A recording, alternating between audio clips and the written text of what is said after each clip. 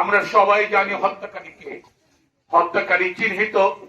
ইসলামী বিশ্ববিদ্যালয়ের প্রশাসন, পরিবার সবাই রাষ্ট্রীয় প্রশাসনের কাছে এই হত্যাকারীর উপযুক্ত অর্থাৎ ক্যাপিটাল পানিশমেন্ট দাবি করে। শিক্ষিকা মারা গেছেন, তার সম্পর্কে যদি বলতে হয় তাহলে বাক্য রুদ্ধ হয়ে যায়।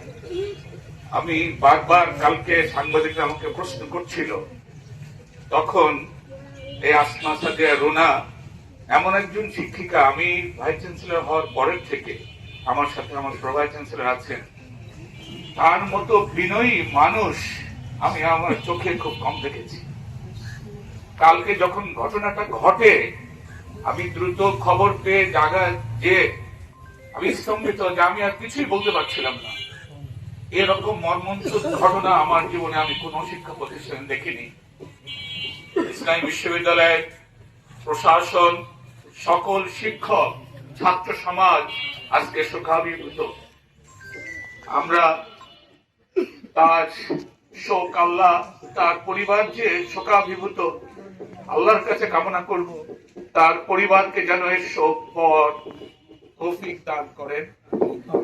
আপনারা একটা জিনিস জানেন, আমরা সবাই জানি হত্যাকারীকে। হত্যাকারী চিহ্নিত।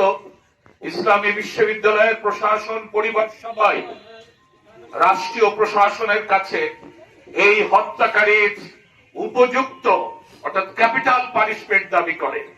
কোন ধরনের ছাড় ইসলামী বিশ্ববিদ্যালয়ের পক্ষ থেকে, পরিবারের পক্ষ থেকে তার শাস্তির ব্যাপারে আমরা দিব না। আমরা স্ট্রংলি এটিকে, হত্যাকে কন্ডেম করছি।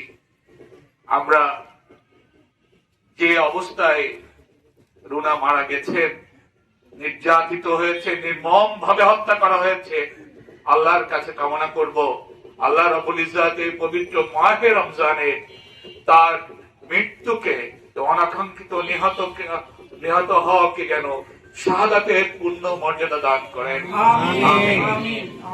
আমি আবারও বলছি, ইসলামী বিশ্ববিদ্যালয়ের আইন অনুসারে যত প্রাপ্য, সকল প্রাপ্য দ্রুত ব্যবস্থা আমরা করব।